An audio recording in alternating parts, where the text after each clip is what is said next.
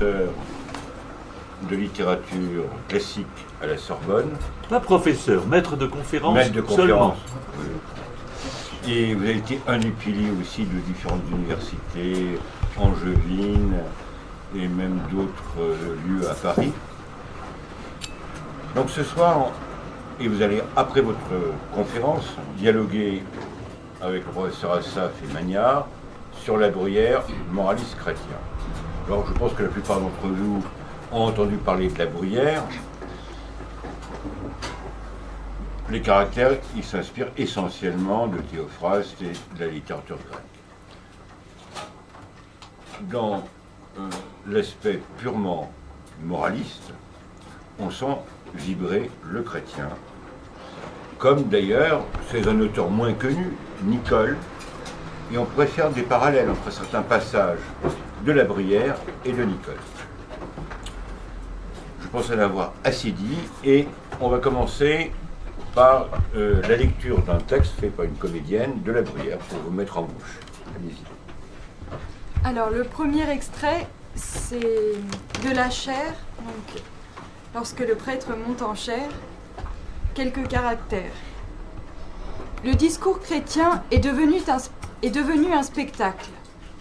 Cette austérité évangélique qui en est l'âme ne s'y remarque plus.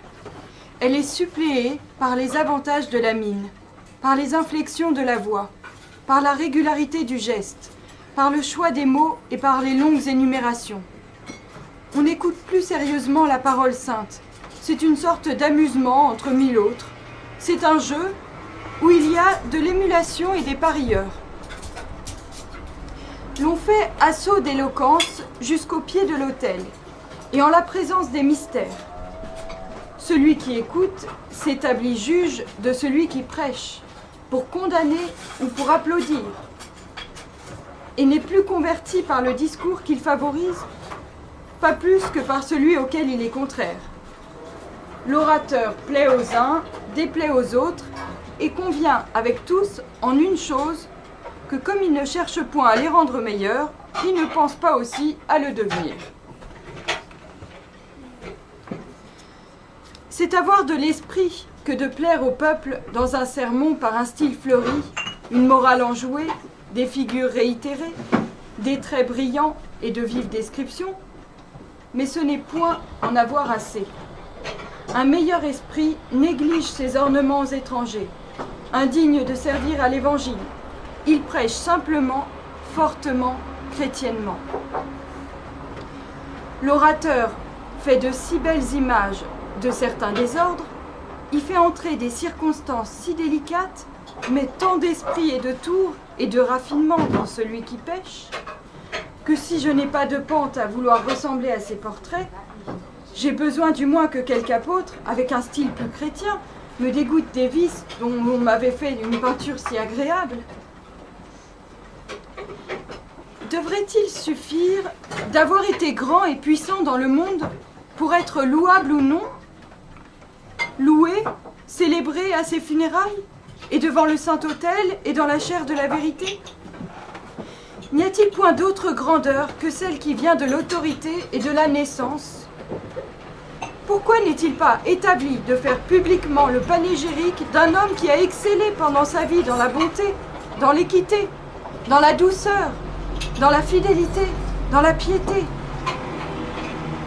Ce qu'on appelle une oraison funèbre n'est aujourd'hui bien reçue du plus grand nombre des auditeurs qu'à mesure qu'elle s'éloigne davantage du discours chrétien, ou, si vous l'aimez mieux ainsi, qu'elle approche de plus près d'un éloge profane. Alors maintenant, je vais vous lire un extrait d'un autre chapitre, des biens de fortune. Un homme fort riche peut manger des entremets, faire peindre ses lambris et ses alcôves, jouir d'un palais à la campagne et d'un autre à la ville, avoir un grand équipage, mettre un duc dans sa famille et faire de son fils un grand seigneur. Cela est juste et de son ressort. Mais il appartient peut-être à d'autres de vivre contents.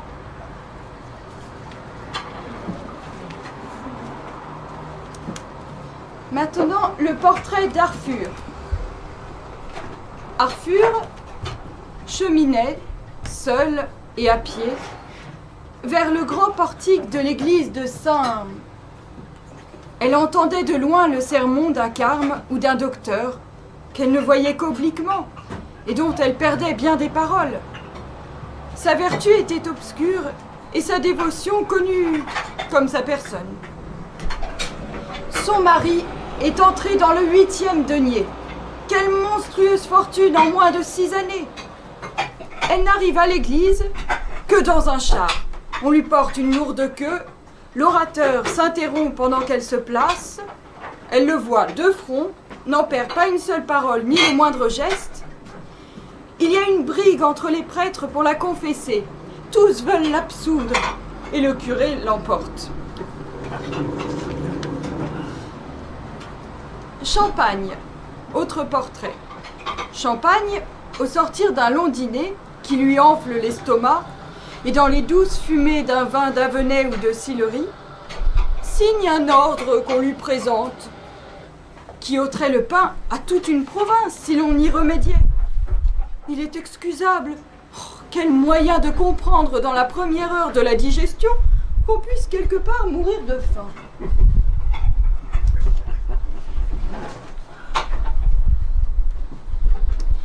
Cet homme qui a fait fortune de plusieurs, cet homme qui a fait la fortune de plusieurs, qui a fait la vôtre, n'a pu soutenir la sienne, ni assurer avant sa mort celle de sa femme et de ses enfants. Ils vivent cachés et malheureux. Quelque bien instruits que vous soyez de la misère de leur condition, vous ne pensez pas à l'adoucir. Vous ne pouvez pas, en effet. Vous tenez table, vous bâtissez. Mais vous conservez par reconnaissance le portrait de votre bienfaiteur, qui a passé à la vérité et du cabinet à l'antichambre. Quels égards! Il pouvait aller au garde-meuble. Il y a des misères sur la terre qui saisissent le cœur. Il manque à quelques-uns jusqu'aux aliments. Ils redoutent l'hiver. Ils appréhendent de vivre. L'on mange ailleurs des fruits précoces, l'on force la terre et les saisons pour fournir à sa délicatesse. De simples bourgeois seulement, à cause qu'ils étaient riches, ont eu l'audace d'avaler en un seul morceau la nourriture de 100 familles. Tienne qui voudra contre de si grandes extrémités. Je ne veux être, si je le puis, ni malheureux ni heureux. Je me jette et me réfugie dans la condition moyenne.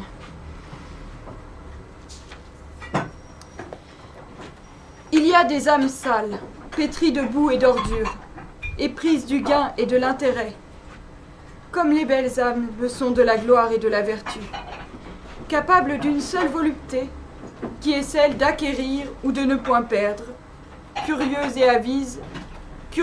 et avides du denier 10. Uniquement occupées de leurs débiteurs, toujours inquiètes sur le rabais ou sur le décrit des monnaies, enfoncées et comme abîmées dans les contrats, les titres et les parchemins. De tels gens ne sont ni parents, ni amis, ni citoyens, ni chrétiens, ni peut-être des hommes. Ils ont de l'argent. Et peut-être un dernier sur la mode.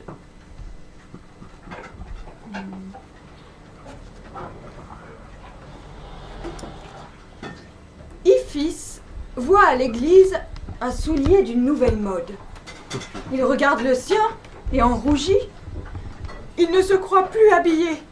Il était venu à la messe pour s'y montrer et il se cache. Le voilà retenu par le pied dans sa chambre tout le reste du jour. Il a la main douce et il l'entretient avec une pâte de senteur. Il a le soin de rire pour montrer ses dents. Il fait la petite bouche.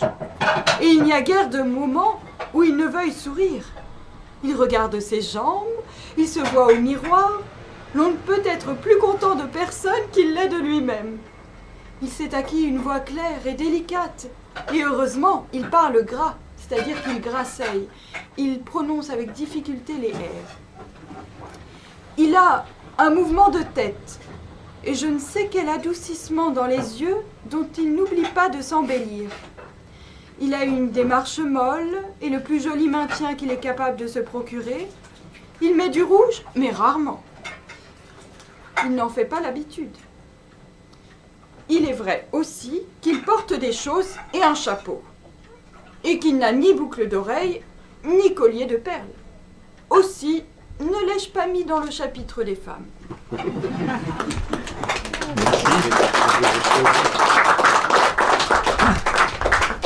Merci.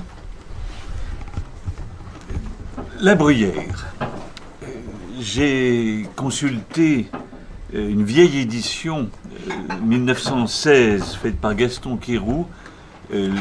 Sur la page de garde, il y a notre La Bruyère. En 1916, La Bruyère était plus familier aux écoliers, aux lycéens qu'il ne l'est sans doute aujourd'hui.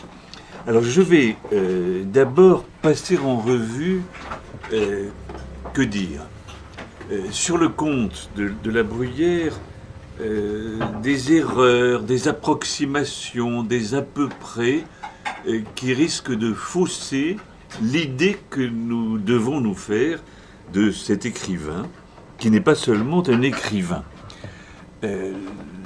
Première approximation très discutable, La Bruyère est un écrivain de second ordre. Il est éclipsé, voire écrasé, par ses prédécesseurs, Montaigne, La Rochefoucauld, Pascal bien sûr, et parmi ses contemporains, le grand Bossuet, qui était son patron, le grand Fénelon, le père Malebranche, au plan de la philosophie, les cartésiens seraient, dans leurs œuvres, plus profonds qu'il n'est. Il n'est donc qu'écrivain. Deuxième lieu commun qui fait que La Bruyère, à mon gré, est inconnu ou méconnu, travesti en tout cas, alors c'est un jugement qui traîne dans quantité de manuels de littérature, depuis que l'on fait l'histoire de la littérature. À cause des dates, 1645-1696, à cause des dates, La Bruyère est donc un écrivain du second XVIIe siècle, et l'on veut nous faire croire que c'est un écrivain qui annonce le XVIIIe siècle et qui par conséquent serait un écrivain de transition. La même sornette a été débitée sur le compte de Fontenelle, sur le compte de Fénelon et de quelques autres. Je trouve qu'il est très peu flatteur pour qui que ce soit d'être traité d'écrivain ou d'homme de transition. Si vous dites de moi que je fais la transition entre mon père et mes enfants, ce n'est pas très valorisant. Bon. Donc ce jugement, qui traîne absolument partout, me semble éminemment discutable. Il annonçait le XVIIIe siècle, alors par une certaine hardiesse de propos, par une attention prêtée aux phénomènes sociaux, par un accent quelquefois de revendication. Oui, mais de là à faire de lui un devancier de la pensée des Lumières, il suffit de lire son chapitre de politique, le chapitre central, c'est la doctrine, ni plus ni moins que de Bossuet, dans la politique tirée des propres paroles de l'Écriture sainte. Il était un admirateur sûrement sincère de Louis XIV. Son patron, qui lui fait sa carrière, c'est Bossuet. À la fin de sa vie, La Bruyère seconde Bossuet dans sa lutte contre le quiétisme. Ce sont ses dialogues sur le quiétisme laissés par lui inachevés. Il était du dernier bien avec la Compagnie de Jésus. Comme il a des accents rigoristes, le tout venant des lecteurs s'imagine qu'il était jansénisant. Quelle erreur! Ce n'est pas nécessaire, n'est-ce pas, d'être janséniste pour être rigoriste. J'ai trouvé, ceci est inédit, j'invoque le nom du père Jean Croiset. C'est un jésuite, ami du père Claude de la Colombière. C'est l'un des premiers diffuseurs de la spiritualité du Sacré-Cœur de Jésus au tout début du XVIIIe siècle. Il correspond avec la mère Marguerite-Marie à la Coque, le père Croiset. Il a beaucoup écrit. En beau français fleuri, c'était un jésuite. C'était un moraliste. Dans sa production, non mystique, mais simplement moral. Il cite, sans guillemets, sans le nommer, il cite beaucoup d'auteurs, l'Écriture sainte, des pères de l'Église, et se faufile dans tout cela des citations littérales de La Bruyère. Vous pensez bien qu'un père jésuite ne va pas citer La Bruyère si La Bruyère n'est pas un ami de la compagnie. Il menait une vie très pieuse. Ce que son livre unique lui rapportait, il en fit don à la fille de son libraire éditeur, qui lui fit confiance afin qu'elle se constituât une dot. Il bénéficiait d'un héritage de la part d'un de ses oncles, mais cet héritage, très vite, il en fait profiter ses neveux. On a son inventaire après décès. Il est mort d'une crise d'apoplexie à Versailles, chez lui, rue des Réservoirs, un très modeste logement que les Condés lui accordaient. Il possédait une centaine de livres, une guitare, une canne avec un pommeau d'argent, un flacon de vermeil et un unique tableau, un portrait de son maître, Bossuet. Les livres, une centaine, quelques cartes de géographie, puisqu'il avait enseigné les géographies. Donc c'est un homme qui a vécu de manière très chrétienne, avec une grande sobriété. Il n'y a pas lieu du tout, parce qu'il a un accent âpre, qu'il est convaincu de ce qu'il dit, qu'il prête attention aux phénomènes sociaux. Il n'y a pas lieu du tout de faire de lui un précurseur de la pensée des Lumières. On a joué le même tour à Fénelon, ouvrez les aventures de Télémaque de Fénelon ou les tables de Chaulnes. Fénelon est en effet critique envers la façon qu'avait Louis XIV d'exercer le pouvoir. Sa doctrine politique est probablement plus réactionnaire que celle de Bossuet. Des juristes, j'évoque là la thèse de Madame Galwedek Génuis. Bon, c'est suite à toute une série de quiproquos que la pensée fénelonienne a été récupérée par messieurs les encyclopédistes, les Lumières, voire les révolutionnaires. Le style de La Bruyère, également, inspiré, la forme de son livre, inspiré des remarques que je ne ratifie pas et qui fomentent des à peu près sur son œuvre. Les caractères sont faits de morceaux décousus. C'est un livre d'aspect fragmentaire. Les historiens de la littérature nous disent qu'il y avait là une innovation, signe d'une crise de la littérature. L'on n'osait plus écrire de manière suivie. On doutait des grands édifices rhétoriques, métaphysiques, philosophiques, et que par conséquent, à penser en miettes devait correspondre à un livre en miettes, des fragments. Ce jugement qui a été professé par quantité, notamment feu Roland Barthes, très peu regretté de moi. Ce jugement me semble absurde. À l'époque d'Érasme, a un très grand succès les Adages d'Érasme, qui est un livre décousu, fait de citations juxtaposées. Avant La Bruyère, au milieu du siècle, paraît œuvre de Monseigneur Jean-Pierre Camus, successeur de saint François de Sales, évêque de Belley, romancier chrétien, théologien, controversiste.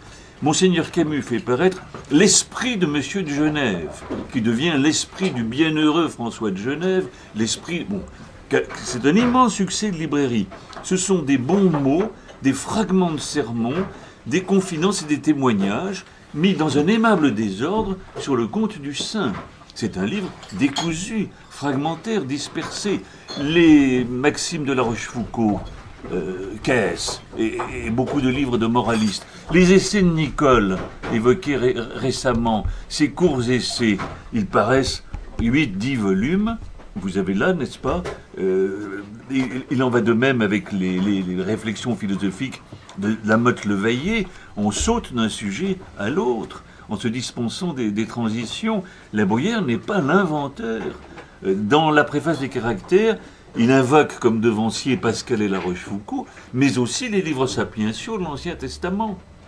Il n'était pas le premier ni le seul à écrire de manière de manière fragmentaire. J'ai beaucoup lu de poésie du XVIIe siècle. Les recueils de vers sont extraordinairement disparates. On commence par la poésie religieuse, ensuite la poésie officielle, la poésie encomiastique, les éloges, les compliments, les épitaphes, et ensuite vous avez dans le désordre poèmes anecdotiques, poèmes amoureux, poèmes gays, poèmes de dérision, etc. Satire. Bon, la variété, il y a longtemps, n'est-ce pas, au XVIIe siècle, qu'on la cultive. La Bruyère n'en était pas le propriétaire exclusif. On lui en veut aussi de n'avoir... On veut. Un certain nombre de ses contemporains déjà lui en voulaient de n'avoir écrit qu'un seul livre. Et de surcroît, ce livre est morcelé. Boileau se plaisait à le surnommer Maximilien, le fabricant de Maximes. Boileau admirait l'œuvre de la Bruyère, mais se désolait qu'il se fût affranchi de la servitude des transitions d'un morceau à l'autre, car pour Boileau, c'était le fin mot de l'art. Boileau est un peu exigeant, parce que je lis ses satires avec intérêt et plaisir, et une des règles de la satire est d'être un pot pourri un peu décousu. Et l'on passe très aimablement chez Boileau d'un sujet à l'autre. Mais il y a des transitions en forme. Chez la Bruyère, non. Aujourd'hui, ces remarques sont numérotées. Dans les éditions du XVIIe siècle, il y avait simplement un blanc typographique d'une remarque à l'autre, avec en début de remarque un signe typographique, le pied de mouche, signifiant qu'il y avait là une addition ou pas. Et la Bruyère prévient ses lecteurs qui achètent les éditions successives qu'ils peuvent, s'ils le veulent, ne lire que le nouveau dans l'ouvrage. Aujourd'hui, nous numérotons les caractères et nous indiquons, entre parenthèses, l'édition, et si faire se peut, la date. En effet, ce livre est unique, mais durant toute sa vie, et il y travaillait encore quand il est frappé d'apoplexie, la Bruyère préparait une 9e édition.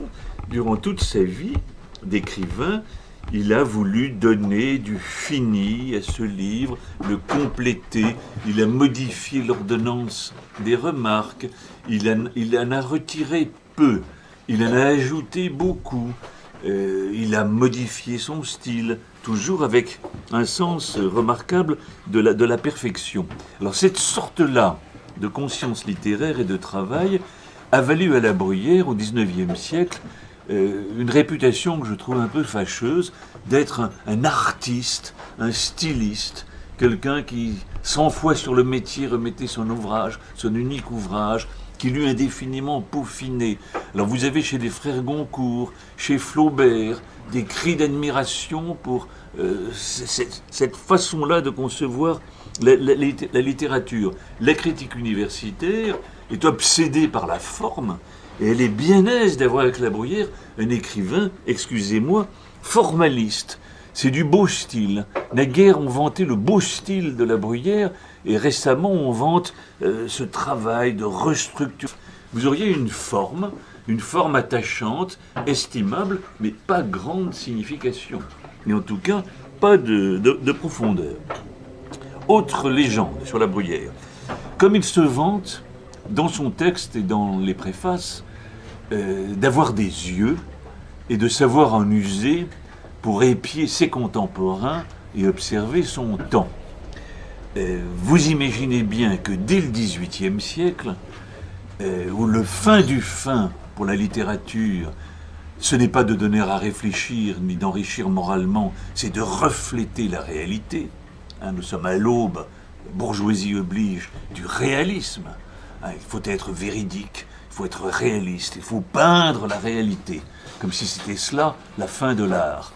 Un art mimétique, d'imitation. Dès la fin du XVIIIe siècle, on félicite la Bruyère d'avoir su jeter sur son temps un regard exact, critique, sévère, perspicace, etc. Au XIXe siècle, où le fin du fin, c'est le réalisme, puis le naturalisme, cette sorte de compliment se multiplie. D'où la méconnaissance de la part d'invention chez la Bruyère, d'une part, et d'autre part la méconnaissance de sa culture. S'il écrit ce qu'il écrit lui qui était partisan des anciens et ennemi acharné des modernes, c'est qu'il peut répéter, mais comme sien, redire comme sien, car pour lui les choses sont toujours actuelles, redire comme sien ce que ses devanciers ont dit. Ses devanciers, Pascal, La Rochefoucauld, Montaigne, Erasme, tous les anciens de l'Antiquité latine, le grec Théophraste, dont il traduit les caractères. D'où, aujourd'hui encore dans les éditions, des commentaires de type historique, où vous avez du La Bruyère en bas en note des documents historiques, comme si, n'est-ce pas, il n'avait prêté attention qu'aux vierges, aux vivaces et aux belles aujourd'hui. Exemple, de l'homme. Le texte est célébrissime. Et les commentateurs vous disent, il a vu sous Louis XIV la misère du peuple, et son bon cœur a saigné. L'on voit certains animaux farouches, des mâles et des femelles, répandus par la campagne noire, livides et tout brûlés de soleil, attachés à la terre, qu'ils fouillent et qu'ils remuent avec une opiniâtreté invincible. Ils ont comme une voix articulée, et quand ils se lèvent sur leurs pieds, ils montrent une face humaine, et en effet, ils sont des hommes. Ils se retirent la nuit dans des tanières, où ils vivent de pain noir, d'eau et de racines. Ils épargnent aux autres hommes la peine de semer, de labourer, de recueillir pour vivre, et méritent ainsi de ne pas manquer de ce pain qu'ils ont semé. Vous imaginez les commentaires des âmes bien pensantes d'aujourd'hui. Bien. S'agit-il de spectacles dont La Bruyère eût été le témoin? Non. Il a un peu voyagé, il est allé à Rouen, il faisait le trajet Chantilly-Paris, il eût pu voir des paysans faméliques. Mais il ne les a pas vus. On le sait depuis 1903, où un critique perspicace, qui n'est jamais cité dans aucune édition, Alfred Dessilleul, dans Réforme sociale 1903, a repéré que ceci est la reproduction quasi littérale d'un tract de charité diffusé par Saint Vincent de Paul en 1653. À l'époque, La Bruyère avait 7 ans. Donc il dépeint ce qu'il n'a pas vu. Il dépeint ce qu'il a lu dans une bibliothèque, ou ce dont on lui a parlé. Monsieur Vincent faisait des appels à la charité, et pour émouvoir la charité, peignait de cette façon-là, en effet, bouleversante, la misère du peuple. Il en va de même de quantité d'endroits prétendument historiques de notre La Bruyère. Dès son époque, la malignité publique a voulu faire croire que tel ou tel de ces personnages portraiturés avait un original. D'où nos éditions avec du Saint-Simon en bas. Mais La Bruyère est un homme de culture. Tel portrait est actualisé. On est au XVIIe siècle. Mais la structure du texte, tel ou tel détail, ça vient de Sénèque. Ça vient de Martial. Ça vient de Juvénal. Bon. Donc vous avez affaire à un lettré jusqu'au bout des doigts, qui a su, par son génie d'écrivain, donner l'illusion à ses lecteurs qu'il évoquait la réalité. Il a agi comme le peut le faire un romancier, mais pas un romancier réaliste, encore moins un romancier naturaliste. Les exemples sont là d'erreurs commises par les modernes, les exemples sont là surabondants. Enfin, question que l'on se pose et qui a faussé le débat sur La Bruyère, comment lire les caractères? Le livre est d'aspect décousu, fragmentaire. Peut-on le lire, comme vous venez de le faire, en puisant au hasard? Maintenant, il y a des index, vous pouvez suivre. Bon. De même, la question s'était posée en 1664-65, 20-30 ans auparavant, pour La Rochefoucauld. La Rochefoucauld lui-même, dans la première édition qu'il a contrôlée, a fait figurer un index. Donc, vous allez chercher amour-propre, et vous suivez ce thème à la piste dans l'ensemble du recueil. Et vous opérez une lecture sélective. Bon. Mais les contemporains de La Rochefoucauld ont lu le livre d'affilée, les Maximes. On peut avoir la même hésitation avec les pensées de Pascal, à ceci près que les pensées sont un livre inachevé. Les maximes de La Rochefoucauld sont un livre achevé, bien achevé, revu et corrigé par lui. Le livre de La Bruyère l'est. Il proteste dans plusieurs textes qu'il y a dans ce livre du suivi, que le livre permet une élévation, que l'on commence par des réflexions. Alors, les modernes s'imaginent qu'il a jeté là le meilleur de lui-même.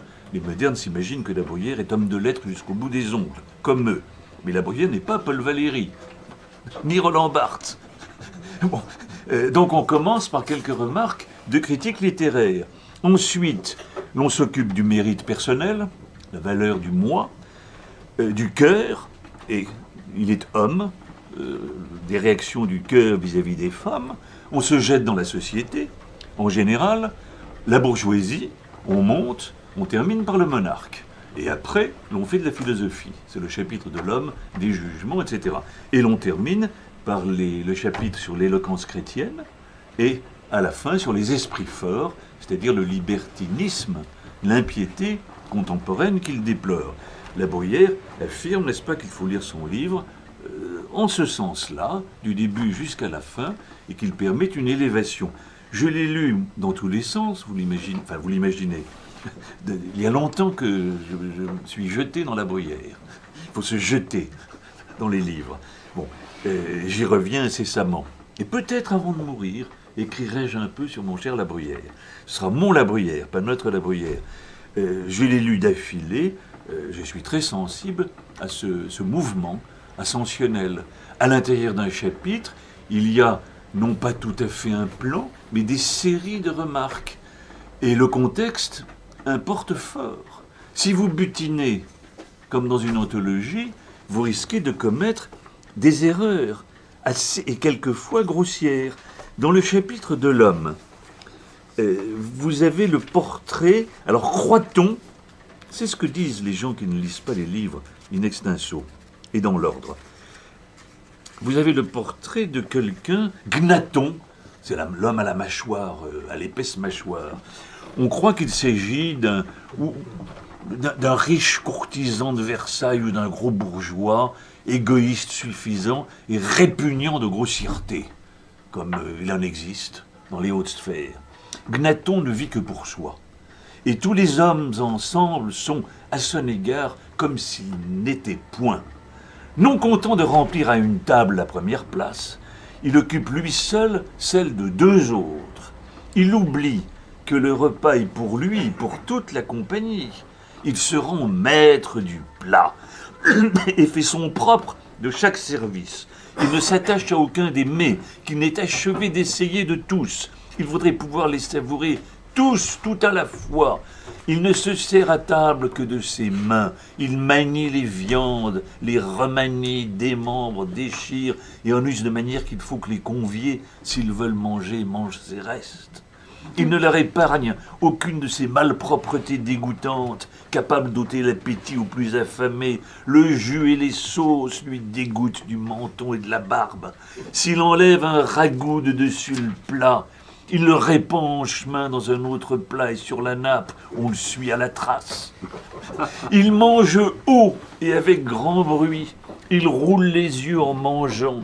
La table est pour lui un râtelier. Il écure ses dents et il continue de manger. Il se fait, quelque part où il se trouve, une manière d'établissement, bon, etc. Alors, l'on se dit que ce personnage puissant est d'une grossièreté, l'égoïsme, là, ou c'est un parvenu grossier qui ne s'est pas civilisé avec l'argent, ou bien c'est quelqu'un qui s'imagine que l'argent lui permet d'être grossier. C'est un type éternel. Quelle erreur! On est dans une séquence tout entière consacrée à la vieillesse. Ce personnage, comme il n'y paraît pas, est un vieillard qui mange, persuadé que s'il est le seul à manger, les autres crèveront et pas lui. Et qu'à force de manger, il va prolonger sa vie. Il suffit, n'est-ce pas, d'aller dans un asile de vieillards, voir comment certains vieillards, hommes et femmes, hélas, mangent, avec cette voracité absurde. Bon, nous entrons, n'est-ce pas, dans une série de remarques consacrées à la vieillesse. Donc, psychologiquement, si l'on ne tient pas compte du contexte, l'on commet cette erreur. Alors, j'ai parlé des La Bruyère que je récuse. Quel serait, selon moi, le véritable La Bruyère? Un écrivain d'une admirable profondeur. D'abord, le livre est personnel. Sainte-Beuve s'est trompé, mais Sainte-Beuve savait moins de choses que nous n'en savons. Il y a eu beaucoup de découvertes. Sainte-Beuve dit très joliment que le livre reflète son époque, c'est vrai, que tout le rayon du siècle est tombé juste sur chaque page du livre et que le visage de l'homme qu'il tenait ouvert à la main s'est dérobé. Le moi est haïssable, un chrétien se doit d'avoir de la pudeur, c'est vrai, on se méfie de tout ce qui ressemblerait à de l'exhibition, c'est non moins vrai. Il demeure que La Bruyère a révélé, exprès, il a eu le temps de mûrir son livre, de le polir, a révélé à dessein des aspects de sa personnalité qui sont tout à fait attachants. Alors vous me direz, les Maximes de La Rochefoucauld, le livre est incisif, avec une espèce d'arrogance de grand seigneur qui décide de tout, qui tranche. Il est d'un pessimisme accablant. Les distinctions entre les grandes âmes et ceux qui n'ont pas de grandes âmes sont très nettes. C'est le livre d'un duc et père. Bon, il y a dans les pensées de Pascal des endroits évidemment personnels. Notamment, je pense aux effusions de charité de Pascal. Je songe à son irritation aussi, de voir que le lecteur chemine plus lentement que lui. Lui va vite, car il avait de l'esprit. Chez La Bruyère, vous avez des développements sur le philosophe ou la philosophie. Ils sont présents dans le chapitre du mérite personnel. Il devait, sans se flatter, estimer qu'il faisait du peu d'argent dont il disposait, du peu de liberté que lui laissait sa charge de précepteur du petit-fils du grand Condé à Chantilly. Il devait penser que de cela, il faisait le meilleur usage qui soit. Se cultiver, lire, relire, écrire, dans le respect du lecteur, à qui on ne va pas offrir n'importe quoi, dans le respect de soi, on ne va pas exhiber des aspects indiscrets de soi. La vie sentimentale de La Bruyère. Nous savons qu'il vécut célibataire. Il dit du bien du célibat consacré à la culture, à la lecture, à la culture. Il eut une affaire sentimentale très probable. Bossuet le plaça, avant qu'il ne fût chez les Condé, comme précepteur dans la famille de Saucourt, ou Soyécourt, S-O-Y-E-C-O-U-R-T. Ce sont les ancêtres de la bienheureuse carmélite de Saucourt, qui, à 2 pas d'ici, à l'Institut catholique, fonda, après la Révolution, le Carmel. Alors, c'était le grand veneur de France, monsieur de Saucourt, que Molière a portraituré à la demande de Louis XIV dans Les Fâcheux, où c'est le passionné de chasse. Il avait 2 fils, dont La Bruyère s'occupa un peu, courageux, qui meurent très jeunes tous 2 à la bataille de Fleurus. Mais il avait une fille, une mademoiselle de Saucourt, qui se mariera, et il semble bien que La Bruyère, précepteur, ait éprouvé un impossible amour. Les conditions étaient trop dissemblables pour qu'il puisse penser à quoi que ce soit. On n'est pas encore à l'époque de la nouvelle Héloïse, où le précepteur déshonore la jeune fille. Ce qui nous vaut des remarques émouvantes sur l'amour, c'est dans le chapitre sur le cœur, où il y a quelques frémissements personnels qui passent. Un beau visage est le plus beau de tous les spectacles, et l'harmonie la plus douce est le son de voix de celle que l'on aime. C'est presque une confidence. Pas de celui qu'on aime, de celle que l'on aime. L'on peut être touché de certaines beautés si parfaites et d'un mérite si éclatant que l'on se borne à les voir et à leur parler. Ce sont toutes les satisfactions amoureuses qu'il dut avoir. Et il conclut ce chapitre du cœur par une remarque. Attendez, que je trouve. Il y a quelquefois dans le cours de la vie de si chers plaisirs et de si tendres engagements que l'on nous défend, qu'il est naturel de désirer du moins qu'ils fussent permis. De si grands charmes ne peuvent être surpassés que par celui de savoir y renoncer par vertu. On en est réduit à rêver d'un impossible amour, on sait qu'il est impossible, et on y renonce par vertu. Ce n'est pas sans grandeur, ni sans profondeur. Le précepteur qu'il fut, son élève, petit-fils du grand Condé, était ingrat, comme le sont tous les élèves de ce milieu, je pense, et il a des remarques sur les enfants émouvantes. Il a remarqué que les enfants, je vous donne cela, qui est décourageant pour tous les professeurs, mais qui est bien vu, et c'est une expérience personnelle dont il nous fait part.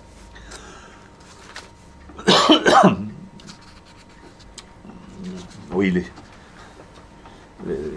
les enfants sont hautains, dédaigneux, colères, envieux, curieux, intéressés, paresseux, volages, timides, intempérants, menteurs, dissimulés.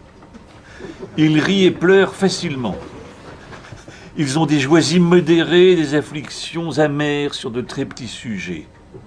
Ils ne veulent point souffrir de mal et aiment à en faire. Ils sont déjà des hommes. Bon. Le petit-fils du grand Condé était d'une humeur terrifiante. Alors la Bruyère, avec des pères jésuites, le formait. Il lui enseignait l'histoire, l'héraldique, la géographie, l'allemand, semble-t-il. Il fait partie des rares écrivains qui ont eu des compétences en allemand au XVIIe siècle. Les jésuites se chargeaient des mathématiques. Et quand il a pris ce préceptorat, le latin était déjà acquis. Mais il dut prodiguer ses leçons au petit prince Louis de Condé, Louis de Bourbon, que l'on venait de marier prématurément à une fille bâtarde de Louis XIV et de Madame de Montespan. Il n'avait qu'une idée, c'est honorer le mariage. Et elle aussi, mais elle n'était pas encore nubile, il fallait attendre. Donc, l'élève de la Bruyère avait la tête ailleurs. Et les leçons du maître, il en garda au moins la reconnaissance de la famille de Condé et ce petit logement dans l'hôtel des Condés à Versailles. Alors l'homme qui apparaît est un homme sérieux, un peu mélancolique, prouvant sa dignité, mais une dignité un peu froissée. Il avait le goût de la solitude, un peu comme La Fontaine, solitude où je trouve une douceur secrète. La solitude, c'est le lieu où vous pouvez, tant bien que mal, déployer votre liberté, vous adonner à la réflexion, à la compassion envers les autres, et évidemment à la prière. Et dans la solitude, dans cette retraite consciente, le sage qu'il était peut trouver la juste distance pour observer les autres, pour en parler, pour les juger, pour composer son livre. Quand vous écrivez un tel livre sur les mœurs de vos contemporains, il y a une certaine distance envers les grands qui n'est pas la même qu'envers les prêtres, qui n'est pas la même entre les hommes et entre les femmes. À chaque fois, toute l'époque est passionnée d'optique et de perspective. Dans la solitude, vous calculez, vous réglez votre perspective et vous démêlez l'essentiel et l'accessoire. On a voulu faire de la Bruyère une espèce d'intellectuel, annonçant les intellectuels du XVIIIe siècle façon Voltaire Diderot, hyperactif, traitant de tout. Ce n'est pas le cas. Sa solitude est celle, pas d'un intellectuel, mais plutôt d'un contemplatif, qui, lentement, il a produit longuement ce livre, lentement, publie le résultat de ses méditations, avec un accent personnel. Alors bien sûr, le livre est admirablement écrit, il est varié à outrance, mais La Fontaine aussi, n'est-ce pas, ce classique, disait « Diversité, c'est ma devise ». Alors vous avez des portraits, comme celui d'Iphis, vous avez des scénettes, il allait au théâtre. Il y avait du théâtre à Chantilly, à Versailles, ici ou là on pense à Molière, ou aux imitateurs de Molière, bien sûr. Vous avez des dialogues, dialogue de soi avec soi, dialogue à plusieurs voix, des discours, des parallèles, le parallèle entre Racine et Corneille, par exemple, entre Monsieur Tant-Pis et Monsieur Tant-Mieux, le pessimiste et l'optimiste. Vous avez, à la façon de Théophraste, des collections de traits.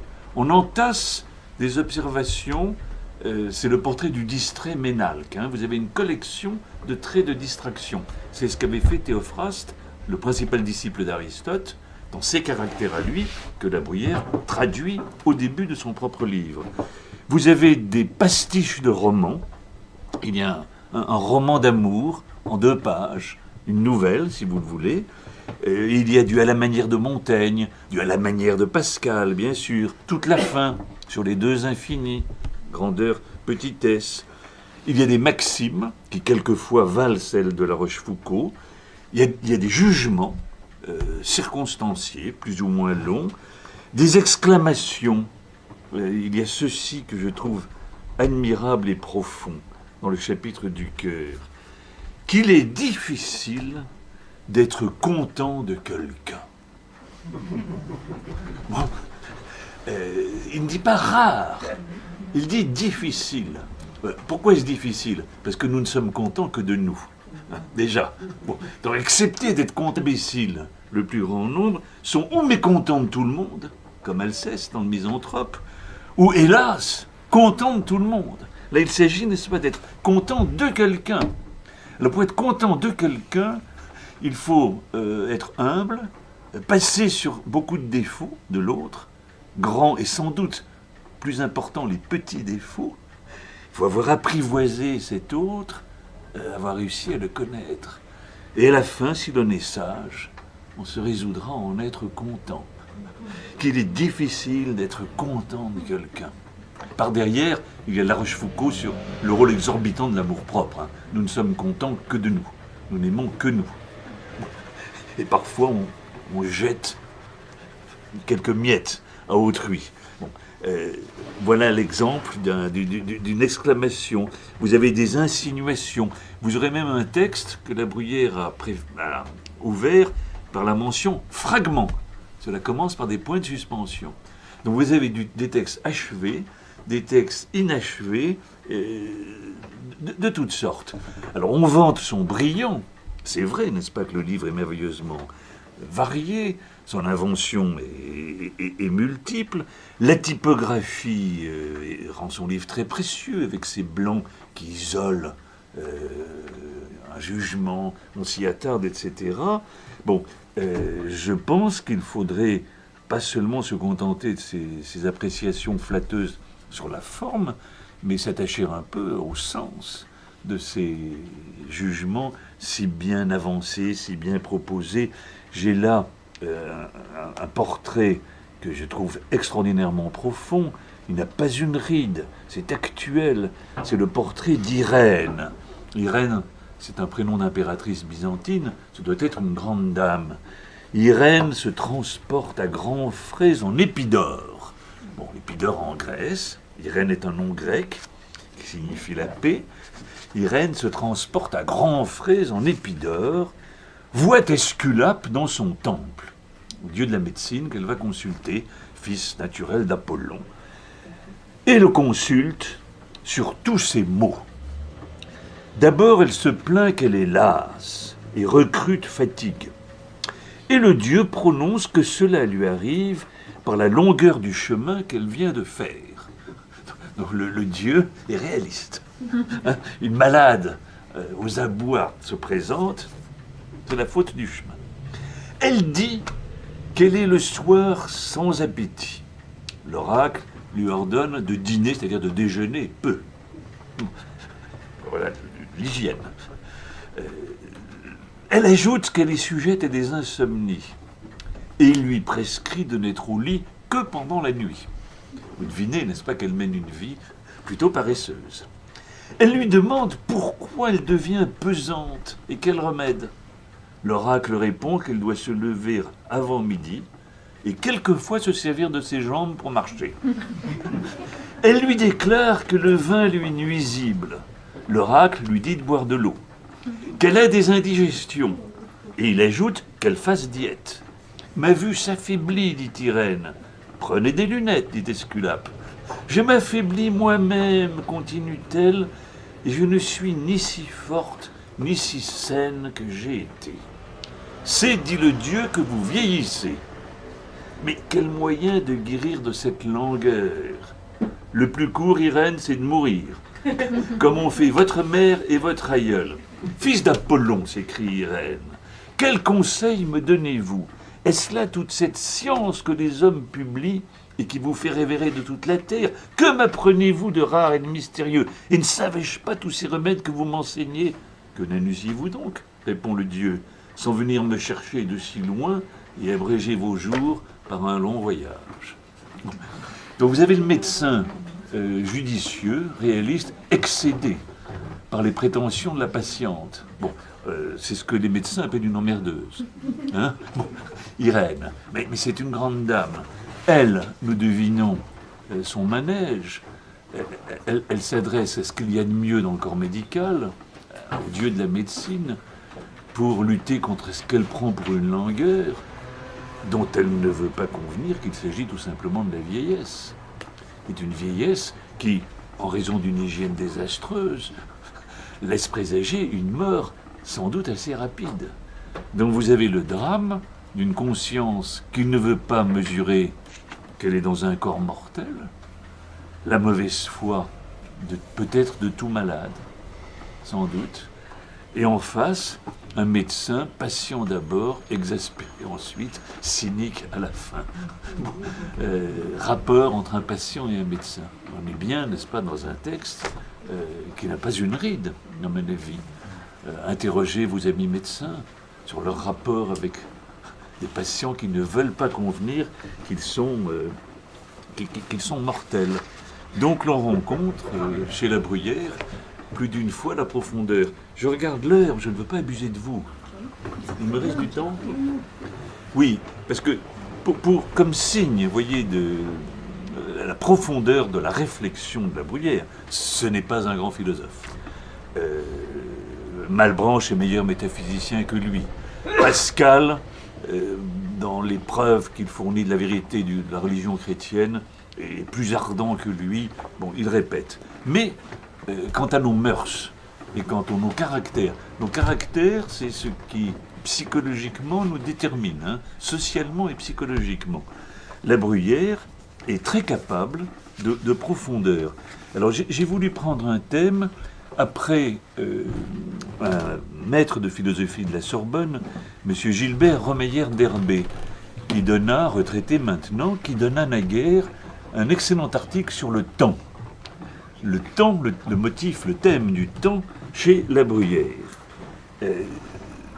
Ce critique, bien inspiré, a commencé par observer que dans les caractères du grec Théophraste, il y a tout un portrait qui porte sur la sorte d'homme qui est toujours à contre-temps. La Bruyère l'a titré du contre-temps. Cette ignorance du temps et de l'occasion est une manière d'aborder les gens ou d'agir avec eux toujours incommode et embarrassante. Alors, les Grecs avaient un concept, La Bruyère savait bien le grec, hein, le kairos. Il y a dans le temps un moment imprévisible, mais appréhendable. Il faut de l'intuition. C'est le moment opportun, le moment sur lequel il faut sauter, la bonne occasion. Momento opportuno. Bon. Bon.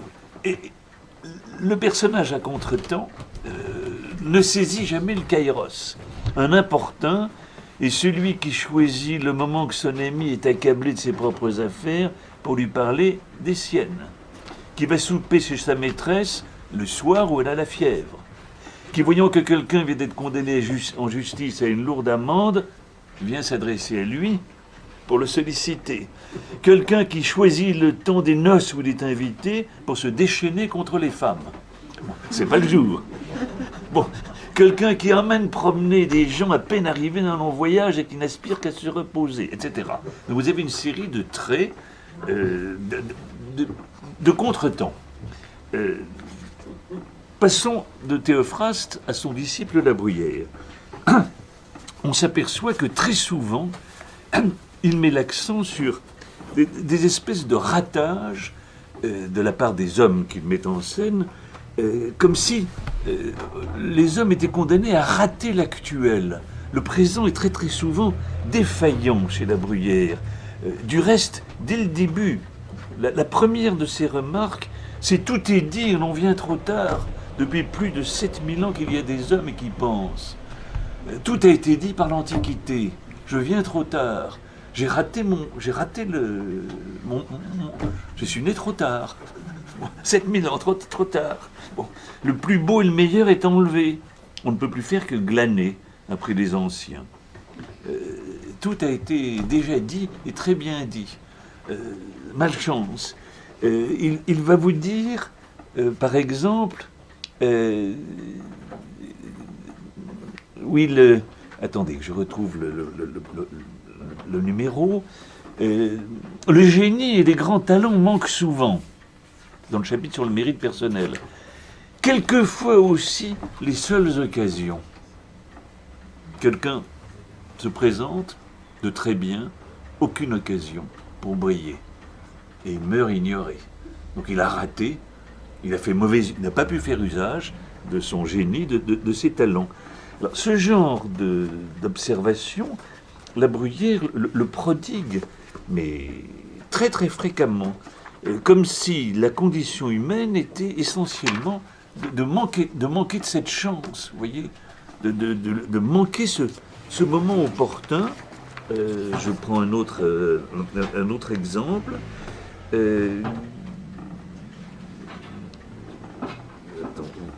Oui. Oui, le mot est célèbre. Il faut rire avant que d'être heureux, de peur de mourir sans avoir ri. Oui. Vous risquez de vivre sans jamais trouver une opportunité pour rire, tellement votre vie sera médiocre ou atroce. Donc hâtez-vous de rire, même sans grande raison, au moins vous aurez ri une fois, avant de mourir. Bon. Le moment, il a consacré tout un chapitre à la mode, en disant que, bien sûr, la mode, c'est essentiellement ce qui se démode. Iphis, tout à l'heure, avait le matin à la messe le soulier à la mode, mais à la fin de la messe, le soulier n'est plus à la mode. Et il en est malade. Et il ne sait pas encore quel sera le soulier à la mode le soir.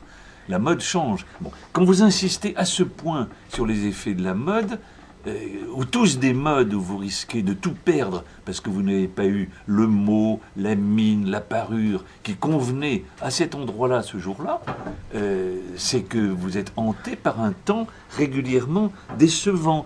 Il a peint des collectionneurs, l'amateur de tulipes, l'amateur de médailles, l'amateur d'estampes, etc. Ces collectionneurs ont tous une faiblesse, il manque une médaille à leur collection. Ils n'ont pas une estampe et ils en sont très malheureux et meurent désespérés. Le collectionneur de tulipes, il se ruine en tulipes, mais il passera des tulipes aux œillets quand la mode sera aux œillets. Donc vous avez chez lui, chez La Bruyère, des êtres extraordinairement sensibles à des variations du temps et un temps presque immanquablement décevant. Il peint, La Bruyère, très très bien, le mécanisme, mais est-ce un mécanisme? Non. La vie du désir. Nous désirons toujours. Et l'objet que nous visons, immanquablement, nous déçoit. Hein? Nul ne sera jamais assez riche, nul ne sera jamais assez noble. Bon, il en va de même au plan sentimental. Ou bien là, nous regrettons, mais c'est trop tard. La nostalgie ne sert absolument de rien.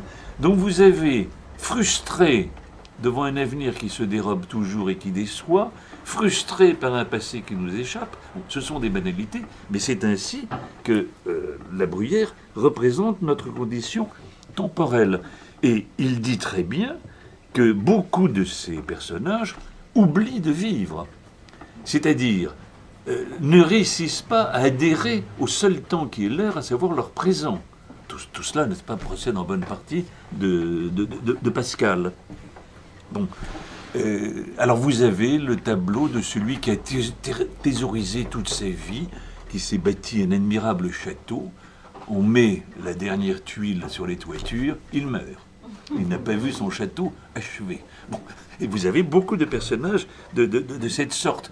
Émir est une femme ravissante, mais un peu snob et précieuse. Et comme la fille chez La Fontaine, elle est conduite tous les prétendants. À la fin, elle se retrouve seule, et souffrant de n'être plus courtisée, elle devient folle. Trop tard. Il fallait, n'est-ce pas, saisir la chance au bon moment.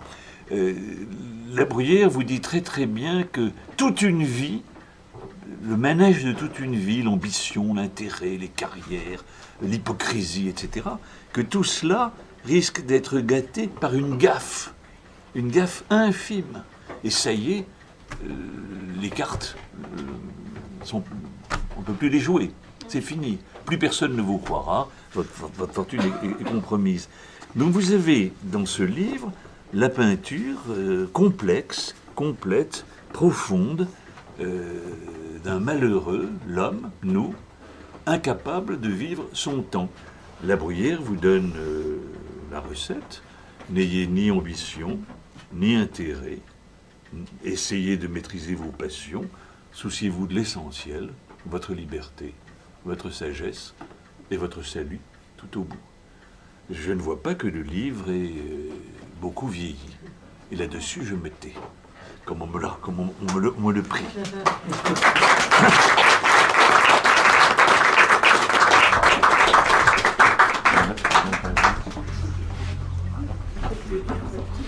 Bon. Avant qu'il y ait des questions éventuelles, le professeur Magnard et Antoine Assaf vont dialoguer sur La Bruyère. Alors, vous avez évoqué les liens qui existaient entre votre auteur chéri Oui, je l'aime. Et Bossuet. Mais Nicole. Les essais de morale de Nicole. La Bruyère les a lus, mais il n'est pas du côté de Port-Royal. Il faisait partie de ce qu'on appelle le petit concile. Bossuet, chez lui à Meaux, mais c'est loin Meaux, à Versailles, réunissait autour de lui, l'on se promenait dehors, un groupe de philosophes, de disciples.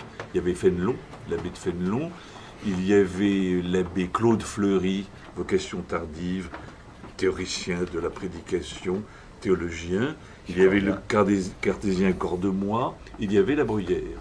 Bon, et tout ce petit monde faisait de la philosophie, de l'histoire de la philosophie. Il n'y a pas de jansénistes. Les essais de morale de Nicole, la Bruyère a tout lu, il ne faisait que cela. Je ne pense pas qu'il faille... Alors bien sûr, Nicole vous dit qu'il fait l'anatomie du cœur humain. Il y a une psychologie très profonde, la Bruyère de même. Mais c'est un lieu commun de l'époque, je pense.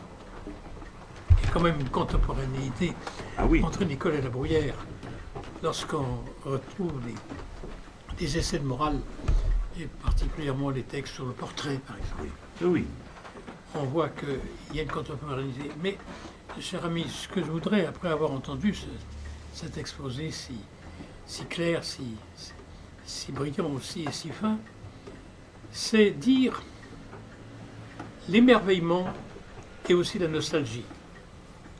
L'émerveillement, nous avons eu dans notre grande histoire la période des moralistes, inaugurée d'une certaine manière par Montaigne et qui vient trouver son terme avec la Bruyère. Et alors, je dis mon émerveillement devant cette connaissance de l'homme, mais aussi ma nostalgie. L'homme aurait donc vécu un siècle et demi. Après, il n'y en a plus. À l'ère des Lumières, vous avez des mécaniques. L'homme de désir. Les affreuses mécaniques inventées par la Métrie, par Dolbach, par Helvétius, et aussi par Diderot. Les horribles mécaniques qui viennent se substituer à l'homme. Il a perdu le cœur. Il a perdu l'esprit. Alors fallait-il que l'homme inventé par le XVIe siècle, par Montaigne, eut une si courte vie qu'il ne pouvait passer le seuil du XVIIIe. C'est la question, cher Alain, que je vous pose. Est-ce que on est véritablement à bout d'inspiration, à bout d'esprit, en mal de cœur, que l'on ne puisse plus parler de l'homme, et que l'homme se transmue en une misérable mécanique? Grande question. La mécanique, elle est chez La Bruyère. Attendez. La Bruyère dit bien que quand vous êtes embarqué dans un projet social, que vous voulez faire fortune, quand vous jouez le jeu de la cour, le jeu d'une carrière, à ce moment-là, il y a un rituel, une gestuelle, des mimiques qu'il vous faut adopter. Dès lors, la vie sociale est un jeu avec des règles. Et l'homme embarqué dans ce jeu se trouve mécanisé. Vous vous agitez à telle heure à Versailles. Il faut être à telle heure à Chantilly, revenir à Paris. Donc le temps de l'ambition ou de l'intérêt est un temps qui vous aliène, qui n'est pas en accord avec le seul temps dont vous disposez, celui du présent de votre liberté. Bon. Donc La Bruyère est très attentif à la mécanisation qu'il y a dans le jeu social. Bon, il dépeint les courtisans comme des montres, des horloges, hein, avec des plans de carrière. Très bien. La Bruyère n'est pas le dernier. Il a été imité par une soixantaine d'obscurs imitateurs, plagiaires, copistes, qui ont fait du sous La Bruyère. Et c'est une littérature, elle est pittoresque parce que les mœurs apparaissent à la fin du règne de Louis XIV et de la Régence, mais enfin, c'est loin d'être aussi profond que chez La Bruyère. Que s'est-il passé? Moi, je pense au triomphe littéraire des modernes. Les modernes étaient tous cartésiens ou néo-cartésiens, et tous persuadés que le fin du fin, c'est le bonheur de vivre au XVIIe siècle sous Louis XIV. Et qu'en deçà, il n'y a rien. Ils ont coupé. Ils ont opéré une coupure épistémologique, les modernes. Perrault, Charles Perrault, qui a ironisé sur le conte des anciens. Il avait fait du latin. Il s'est moqué de l'Antiquité dans le conte de Barbe Bleue. Sœur Anne, ne vois-tu rien venir? C'est d'un bout de l'Énéide. Anna Soror. C'est Didon qui demande Anna Soror. Et c'est Aîné qui s'en va. Le siècle de Louis... le siècle de Louis XIV, c'est de Voltaire. Le siècle de Louis le Grand de Perrault, vous n'avez que des personnages modernes à sa ressemblance. On n'a pas besoin d'aller voir chez les Latins et chez les Grecs. Et on n'a pas besoin d'aller voir aux origines de la vérité chrétienne, du côté de la patristique, puisque c'est ce que fait Port-Royal. Et ce que font les protestants. Contentons-nous de ce que l'Église enseigne aujourd'hui. Aujourd'hui, elle vaut mieux que naguère. Donc on coupe. Il y a un jeu de bonne société que l'on peut trouver tout au long de ce XVIIe siècle. Et il y a un jeu plus pervers qui est alors pure mécanique et qui tient, comme vous l'avez très bien dit, de ce cartésianisme dévoyé, où on prend au pied de la lettre l'homme-machine, et où précisément nos encyclopédistes seront tous des mécanistes qui développent ce cartésianisme dévoyé. Alors je distinguerai deux jeux. Et je mettrais La Bruyère au titre du premier. Une sorte de jeu du monde, de jeu de bonne société, de jeu de cour aussi, dont l'initiateur est à mes yeux Balthazar Castiglione, dans la Florence du XVIe siècle, et dont le prolongement, quelque peu jésuite évidemment, est Balthazar Gracian, dans l'Espagne du XVIIe. Là, nous avons d'un homme de culture, de mémoire et de tradition. À ce jeu se substitue un jeu beaucoup plus pervers, très différent, tout mécanisé, celui qui aboutira aux encyclopédistes et au-delà, qui aboutira aux liaisons dangereuses par exemple, et à toute cette romance d'un cœur entièrement mécanisé qui n'a plus rien d'humain, tellement il a été cartésianisé. Alors, je pense que La Bruyère est tout à fait témoin de cette première conception du jeu. Tout à fait d'accord. Oui, cher Alain, avant de laisser la discussion, je voudrais un peu vous dire que c'est moi qui ai provoqué votre arrivée dans ce quartier. Oui, je vous en remercie, La Bruyère Antoine. a vécu rue des Augustins, où se trouve aujourd'hui, si vous allez pas loin de la Seine, le café s'appelle, à ma suggestion, j'ai dit aux Chinois qu'il allait l'acheter, appelez-le Les Caractères. Il m'a dit pourquoi. J'ai dit, bah, celui qui a écrit ce livre a habité au-dessus. Il l'a appelé Les Caractères. Un jour, on ira créer une concurrence à notre patriarche, j'avais frère Thierry, pour faire là-bas, chez cet ami chinois, une autre. En effet, il a laissé cet immeuble à son neveu, et là, je vais justement résumer quelques paradoxes de ce personnage La Bruyère que vous enseignez et qui est en fait votre thèse principale de la Sorbonne.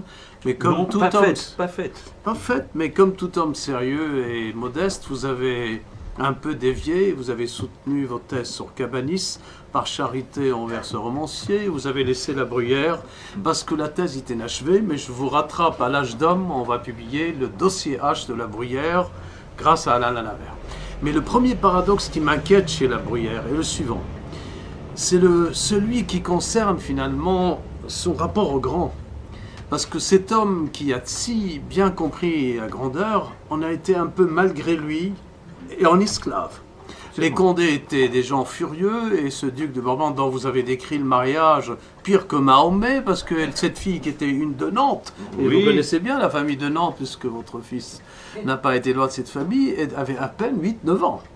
Et il était entre ses cours et c'est justement cet égarement, bien sûr, un peu perturbé. Mais dans un de ces fragments, honoré, comme vous le savez, par le grand philosophe allemand, et c'est rare qu'un Allemand ne fasse pas l'apologie des Allemands, Nietzsche a critiqué les philosophes allemands, il a dit « éloge des moralistes français et à mort le système allemand ». Le système allemand mène à un mécanisme, cette fois, cher Pierre Magnard, c'est le mécanisme des chars qui arrivent du nord de l'Allemagne pour envahir Paris. Combien de fois, Bismarck le sait, et nous le savons. Il y a un endroit quand même, à l'égard des grands, où il se porte vainqueur. Il va les vaincre puisqu'il a dit c'est en fréquentant la cour qu'on apprend à en être libre. Et on apprend à aimer cette solitude qui nous libère de la cour. Parce que le Condé était insultant à l'égard de tous ceux qui l'entouraient. Il avait même le don de faire des chansons, un peu le rap rapide et insultant, sauf à l'égard de La Bruyère dans cette rue de Réservoir qui devint plus tard, comme vous le savez, presque un lieu de prostitution sous Louis XV terrible. Ah bon. Et on a même décrit ces endroits. Et à mon avis, le paradoxe de la grandeur, chez lui, comme chez Massillon dans ses sermons, Oui. qui étaient les sermons oraux, et Massillon n'est pas loin, il se baigne chaque jour devant Saint-Sulpice dans les 4 points cardinaux. Oui. Dans cette grandeur, et on voit l'échec, il faut vaincre les grands par cette liberté d'âme. Le deuxième paradoxe que je vois qui est immense chez lui, c'est que finalement, en parlant des fragments, il a rejoint les plus grands philosophes grecs dont il ne nous reste que des fragments. Héraclite, Oui. Épictète, ce ne sont pas les philosophes de système, ni des trois critiques, ni des trilogies, ni etc., etc., etc. Et ça n'est pas étonnant que les deux philosophes que vous êtes, que ce soit Magnard ou Alain Lanavert, Magnard s'est dispensé d'écrire sur des systèmes, il a écrit sa grande thèse sur Pascal, et vous-même vous êtes intéressé au fragment. Pourquoi le fragment? Et là je cherche une raison dans les caractères, et en fait j'ai fini par la trouver, parce que comme je vous l'ai dit il y a récemment, j'ai découvert un des manuscrits à la Bibliothèque nationale, en m'amusant, parfois je me jette les manuscrits pour oublier les modernes, je suis tombé sur un faux La Bruyère, mais très intéressant ce faux La Bruyère, parce que dans un de ces fragments, voilà ce que dit ce faux La Bruyère, en 1700. Il dit finalement il y a deux sortes d'esprits. Ceux qui se cultivent par académisme, les encyclopédies, enfin Diderot, le reste, qui apprennent par cœur, et qui avancent comme un océan. Et ceux qui finalement, au lieu de se disperser dans le savoir, se concentrent sur une révélation, une pensée, et tracent leur chemin comme un ruisseau qui nourrit tout au lieu de se disperser et qui ne crée pas de puits finalement, parce que c'est le puits qui est la source. Et en effet, le génie de La Bruyère est d'avoir compris, comme Salomon, dans les sagesses de la Bible, comme dans ce verset unique que laissera le Christ, il n'a pas laissé les 630 commandements du rabbin, un seul, aimez-vous les uns les autres, pour approfondir le réel, et que par là, la totalité se révèle. Et là, je termine par un de ces derniers fragments qui est extraordinaire quand même. Quand il parle des grands, et quand il parle de ce... Je parle... Peut-être je l'appellerai le paradoxe de l'écrivain qu'il était. Il affronte une académie. Il rate la première fois, Bossuet appuie, il rentre. Mais une fois qu'il est à l'intérieur, là, il devient l'écrivain le plus sévère qui soit sur ses contemporains. Parce que toutes les revues écrites, il les traite avec cette expression qu'il faut reprendre aujourd'hui à l'égard de pas mal de Goncourt, n'est-ce pas? Il disait, cette qualité-là d'écriture, elle est au-dessous de rien. Fontenelle était tellement furieux contre cette expression, et Thomas Corneille, le frère de Corneille, qui était tellement furieux contre La Bruyère, qu'ils vont reprendre en décrivant son discours à l'Académie comme étant au-dessous de rien. Et c'était l'expression de La Bruyère. Mais en fait, dans cette bataille où il a voulu défendre Racine contre Corneille, et vous avez le grand fragment, il a bien compris que finalement, Racine lui aussi, qui est mort rue de Visconti, c'est mon ami qui possède la maison, il a sa chambre dans la mort, il est mort. Je lui ai dit, il faut quand même emmener le curé de Saint-Germain-des-Prés, trop mondain, pour venir bénir la chambre de Racine. Mais il viendra un jour, c'est que finalement, Racine, il approfondit l'essentiel du cœur romain contre un Corneille qui l'exalte dans la totalité de la victoire. Je vous remercie, Alain, de nous avoir fait vivre La Bruyère avant de laisser, et puis devant tout le monde, vous vous engagez que les presque 2000 pages qui sont déjà prêtes sur La Bruyère soient publiées dans ce quartier à l'âge d'homme, comme tant d'autres le font. Vous êtes engagés, et même avant votre mort, vous verrez 2 fois La Bruyère, ça veut dire 100 ans. Je vous lèguerai mes papiers, Antoine. Vous ferez le travail. On applaudit La Bruyère. À vous le débat. À vous, affronter la foule.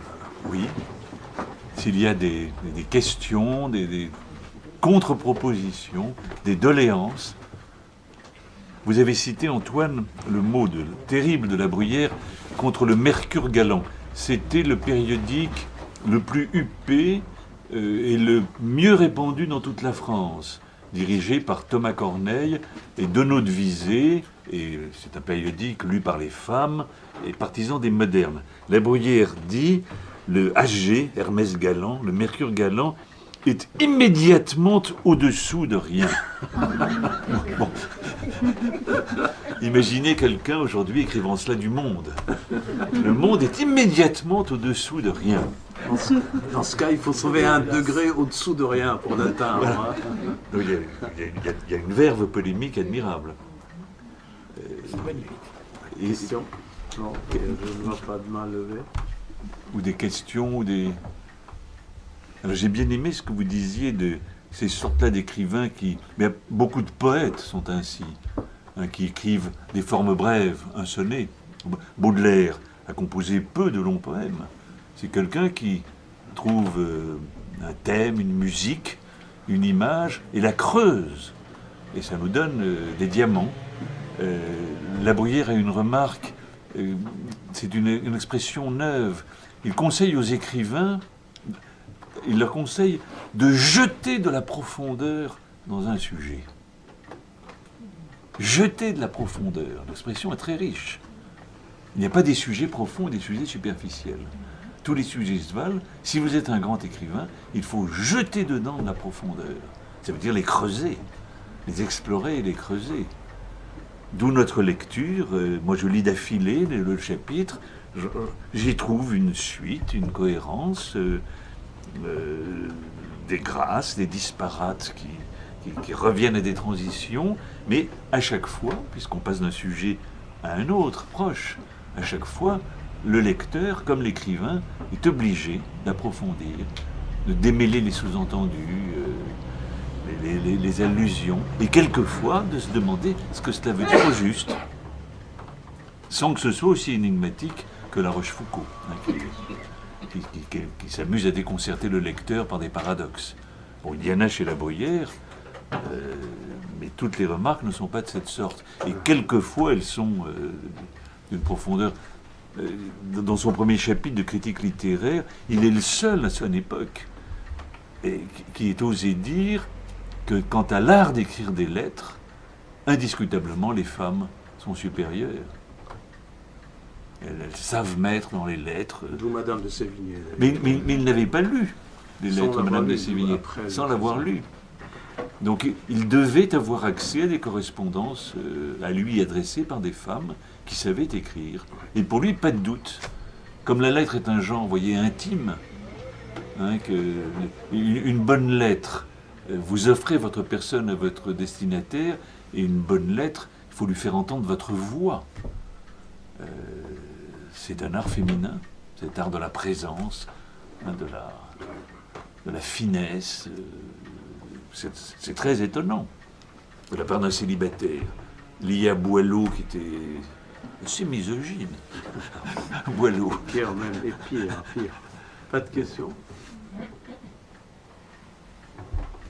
S'il n'y a pas de question, tout de suite je relève le paradoxe de l'amour de La Bruyère. Il y a un fragment qui révèle toute sa vie amoureuse. C'est quand il dit que l'amour le plus subite, c'est celui qui est le plus long à être guéri. Oui. Et je crois que ce coup de foudre qu'il a eu, et il faut le comparer contrairement, je reviens manière à Abélard, qui a abusé de la malheureuse Héloïse, élève, qui lui a fait un enfant, s'en est marié en secret, mais qui a mérité d'être charité par les chanoines de l'époque. Aujourd'hui, aucun chanoine de Notre-Dame ne sortira pour une punition pareille. Ils les vivront en vice. Mais quand même, il aurait pu abuser de cet élève, et il ne l'a pas fait.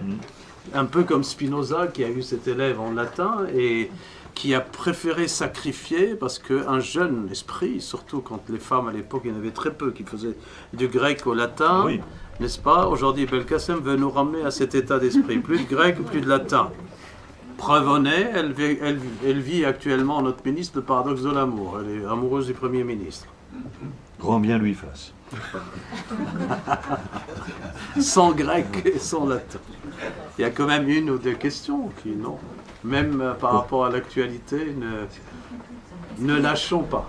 Est-ce qu'il est Clémentine. misogyne alors? Non, Non. non. À aucun endroit. Mais on devine une histoire d'amour. L'on n'aime bien qu'une seule fois, c'est la première. Les amours qui suivent sont moins involontaires. Donc là, la première est... Je suis assez d'accord avec lui. Et ensuite, il s'est observé avec le temps. Cesser d'aimer, preuve sensible que l'homme est borné et que le cœur a ses limites. Ces faiblesses que d'aimer, c'est souvent une autre faiblesse que de guérir. Magnifique.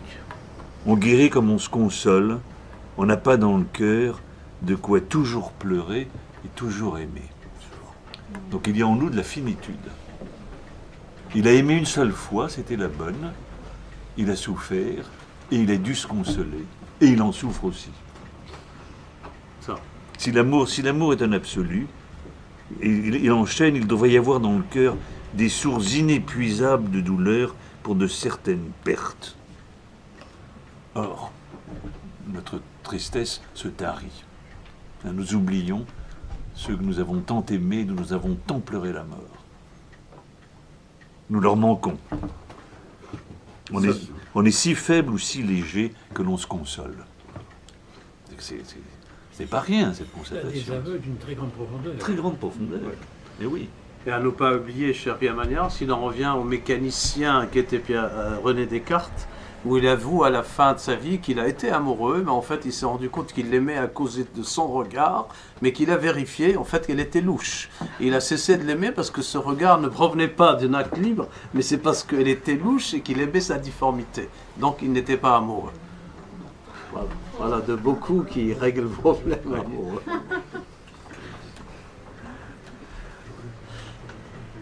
D'autres questions? Allez vers l'actualité, n'ayez pas peur. Alain est assez engagé pour ne pas se présenter aux élections. Euh, Il nous manque un La Bruyère. je peux me présenter, oui. En politique, les considérations politiques de La Bruyère sont tout à fait intéressantes. Et il est un homme de son temps, pas un homme du XVIIIe siècle. Il dit, n'est-ce pas, que les hommes sont naturellement inégaux. Et qu'il faut agir selon les hasards de notre naissance et nos mérites, avec cette inégalité. Donc révérer les grands, obéir au roi, ne pas terroriser nos inférieurs, etc. Si l'inégalité entre les hommes devient exorbitante, à ce moment-là, elle n'est plus naturelle. Donc la société se dérègle. S'il y a trop de pauvres, très pauvres, et trop de riches, scandaleusement riches, à ce moment-là, la société mérite d'être réformée, critiquée et réformée. Mais quand même, il a choisi le silence, puisqu'il a dit l'activisme mène au bavardage et qu'on ne me reproche pas de m'asseoir chez moi, un peu comme Pascal, et de lire, de méditer. Et il a choisi quelque chose quand même stratégiquement, lui qui a enseigné à côté du père Dallon et Rosel, deux jésuites qui ont enseigné les terribles. C'est terrible d'enseigner à côté de jésuites, ou comme moi, d'être un ancien élève. Mais il a quand même... C'est pas terrible, c'est affreux. Dans les caractères, il a pris une position extrêmement jésuite. Il a dit 3 positions possibles. Ou bien flatter les grands de leur vivant, là on est sûr d'être un flatteur. Ou bien dire du mal d'eux, de son vivant, et là on est sûr d'être exécuté. Donc la seule chose c'est de ne rien dire. Et si l'on dit après la mort qu'ils sont bons ou mauvais, c'est trop tard pour en cueillir le fruit ou pour être puni. C'est quand même incroyable comme démission de la politique, il n'y a pas mieux aujourd'hui. Ah, question. Ce n'est pas une question politique d'actualité, au contraire, c'est un retour vers le XIIIe siècle. Je viens de terminer l'étude sur Mevlana, l'homme pour qui, en honneur de qui on a créé les derviches tourneurs. Et en étudiant Mevlana, j'ai découvert un arabe qui a un nom pas possible, qui ne voit pas Attar, et puis encore 4 noms derrière, et qui a écrit la conférence des oiseaux. Chaque oiseau comporte un de nos caractères avec ses grands traits et ses défauts. Est-ce que La Bruyère peut avoir, on peut citer Théophraste, bien sûr, oui. Mais est-ce qu'il peut avoir été aussi influencé par ces... J'ai lu ce livre, pour ceux qui ne l'ont pas lu, lisez-le, c'est extraordinaire, on rentre dedans et on va jusqu'à la fin. Et ça m'a, c'est exactement, quand j'ai lu la conférence des oiseaux, immédiatement, je vous disais tout à l'heure, j'ai repensé directement au caractère de La Bruyère. C'est exactement ça, tout à fait autrement. Oui, à son époque, vous avez des moralistes ou des psychologues et physiologistes, et notamment la chose était pratiquée dans les ateliers de peinture. Les divers caractères de l'humanité ont à voir avec divers types animaux. Vous avez l'homme lion, l'homme loup, l'homme porc, etc. Bon, et il nous reste des dessins de Lebrun représentant comment à partir d'un visage animal on parvient à un visage humain, évidemment marqué par ce trait psychologique. Il a plusieurs fois, ces comparaisons viennent chez lui entre l'homme et l'animal. Je crois que c'était un lieu commun de la pensée morale du XVIe siècle, peut-être avec à l'origine des textes arabes. Son cher Théophraste avait composé, mais les traités sont perdus, toute une série d'ouvrages. La Bruyère les mentionne, une histoire des plantes. Théophraste a écrit des vents, du feu, des signes du beau temps, des odeurs, de la sueur, du relâchement des nerfs, des poissons qui vivent hors de l'eau, un traité, des animaux qui changent de couleur, des animaux qui naissent subitement, des animaux sujets à l'envie. Ce ne sont plus que des titres. On a l'impression d'un livre de Borges, vous savez. Classification étonnante. Histoire des plantes, qui nous est en partie conservée, et puis les caractères. Enfin, c'est un ouvrage de morale. L'homme et l'animal ont à voir, hein, sûrement. Et de là, les hommes oiseaux. Il y a un collectionneur d'oiseaux, de serins, de perruches, de canaris, qui est tellement passionné par sa collection d'oiseaux qu'il en rêve, il se rêve oiseau. Il rêve qu'il couve et qu'il pond. Sur le plan moderne, on se sert d'ailleurs de l'homme qui est amoureux des oiseaux pour en faire un peu une attaque un peu sur la société d'aujourd'hui. Ça cause pas mal des mails. Sur la conférence des oiseaux et la bruyère, en fait, quand on lit la conférence des oiseaux, qui est en fait l'histoire de la pupe qui va vers l'est avec pour chercher le roi oiseau Smigol. En fait, tout au long du chemin, il passe par énormément de pays différents. Il rencontre Socrate, il rencontre Confucius, il rencontre énormément de personnes. Il y a des lettres d'amour, il y a Attar, en fait, en persan, ça veut dire le parfumeur, celui qui émane en fait. Et quand on lit la bruyère, effectivement, du début jusqu'à la fin, on passe par un voyage psychologique. Du début jusqu'à la fin, on va vers les hauteurs, on redescend, on remonte. Et pour ça, je pense qu'il y a beaucoup de points communs qui est en fait, en tout cas dans Attar, l'absolution soufie vers l'inhalation dans Dieu, en fait, qui est peut-être un commun avec le salut. Il faut ajouter à ces références de la conférence des oiseaux les deux plus anciennes, celle du 4e calife, qui est le plus lettré de tous, Ali ibn Abi Talib, qui s'appelle L'art de la rhétorique. Il l'a écrit lui-même, il n'a pas dit qu'il était illettré, que tout descend du ciel.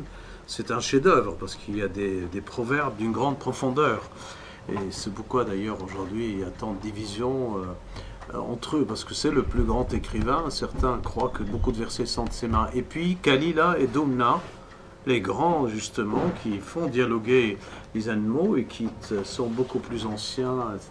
Mais le génie classique de la France, de Louis XIV, c'est d'avoir rendu cette langue superbe qu'aujourd'hui on veut assassiner, n'est-ce pas, Joël Banquet, la foncée, la francophonie, en nous imposant ce que même Ali n'a pas imposé, l'islam obligatoire, le christianisme facultatif. C'est-à-dire la langue française elle-même, que Louis XIV a voulu imposer par ses victoires, puisqu'il l'imposait à chaque victoire, n'est-ce pas, comme étant la langue. Ça, il faut revenir, à partir de ces conférences des oiseaux, à ce génie aussi oriental. Oui. Une dernière question. Quels seraient les successeurs de la bruyère, et par exemple son rapport à Chamfort ou à des personnes plus largement c'est un peu plus cynique quand même. Parce qu'il y a ça dans... Les immédiats imitateurs de la bruyère, qui n'ont pas laissé de nom, il y a Brion, il y a Banage de Beauval, il y a l'abbé Bordelon, Morvan de Bellegarde, enfin, il y a eu énormément d'imitateurs. Ce n'est pas inintéressant, mais ils n'ont pas son talent. Il faut attendre Vauvenargues. Alors les accents sont très différents, c'est un stoïcisme mélancolique, un Vauvenargues, grabataire, un mutilé de guerre, impuissant, qui fait, écrit de très belles phrases, mais tristes, avec un stoïcisme mouvant. Tout est grand. Dans une grande âme, tout est grand. Oui. Chamfort, c'est du journalisme. Rivarol aussi. Profond, agressif, brillant. Vous retrouverez quelque chose, mais alors d'amolli, du ton de la bruyère chez Joubert, cet ami de Chateaubriand, qui souffrait de procrastination, qui remettait toujours au lendemain le soin de faire ce qu'il pouvait faire aujourd'hui, qui a promis un livre, et il ne l'a jamais fait. Ce sera comme mon livre sur la bruyère. Et à sa mort, Madame Joubert, c'est Madame de Chateaubriand et son mari ont tiré de ces phrases éparses un beau livre, plein de finesse, mais c'est de la finesse pour la finesse. Joubert raffiné sur le cœur, sur le tendre, et puis se complaît à dire que rien n'est possible, qu'il n'a pas la puissance d'aller jusqu'au bout de son livre, de ses amours, de ses envies, de sa grandeur. Donc c'est une œuvre un peu décevante, élégante et un peu creuse. Et Joubert en entier, c'est un peu bavard. Il a mis toute sa vie à ne pas réussir son livre. Voilà. Donc c'est un peu un modèle C'est d'écrivain. bien écrit, Ah, c'est bien écrit. Eh oui, ça oui. mais c'est un peu...